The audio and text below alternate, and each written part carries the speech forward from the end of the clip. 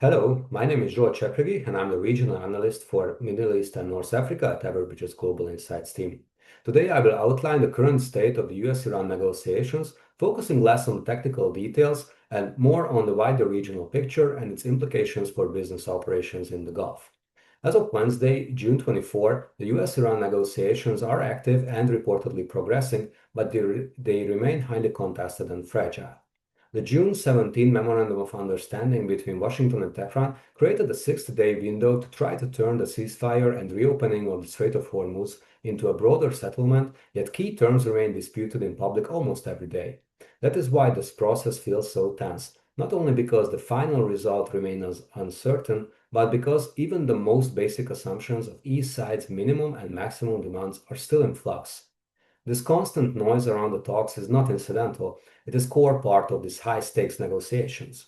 On the nuclear inspections, US officials have said that Iran has agreed to full monitoring, while Iran has publicly denied plans for inspections of their damaged nuclear sites, which are exactly those core assets which require international oversight. On Hormuz, Washington has been clear that freedom of navigation is non-negotiable and that Iran cannot introduce a toll regime in the strait, even as Tehran is constantly asserting that a return to pre-war status quo is not acceptable. On sanctions relief and access to frozen Iranian funds, reporting points to a phased economic concession plan, but the scope, conditions, and control mechanisms remain disputed. One especially notable point is the reported proposal for a $300 billion dollar reconstruction fund for Iran just weeks after it has struck its Gulf neighbors, creating an alarming precedent for many regional actors. These details matter and we are watching them closely, but the main takeaway is evident even before the exact terms of a comprehensive agreement are finalized or even whether one emerges in the next 60 days. The real story is that the negotiations also already reshaping regional behavior, security conditions, and the operating environment for years to come. The talks have brought Iran back into the diplomatic equation in the region after a period of deep isolation. It's not normalized, it's not trusted, and it's not fully rehabilitated, but it was brought back into the diplomatic and strategic center of gravity in the Middle East. That fact alone is forcing a profound regional adjustment. It is important to highlight that this adjustment is not happening in neat blocks of states, even if that is often the simplest way to describe it.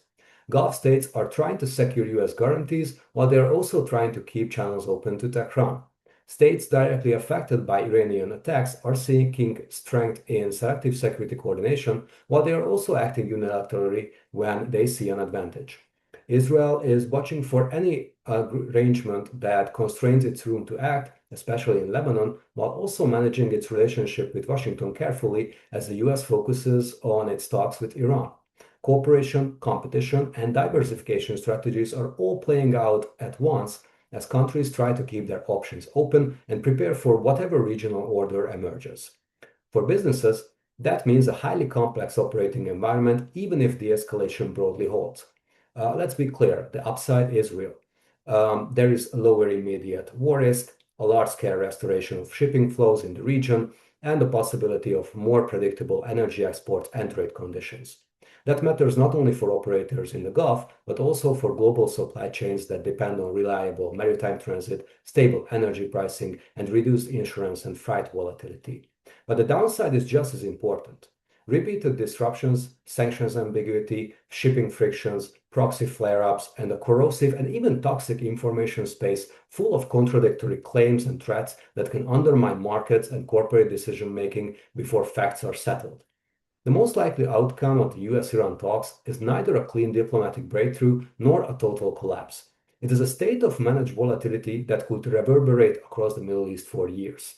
The region is entering a period of partial de-escalation, contested implementation, setbacks, and constant repositioning by both regional and global actors.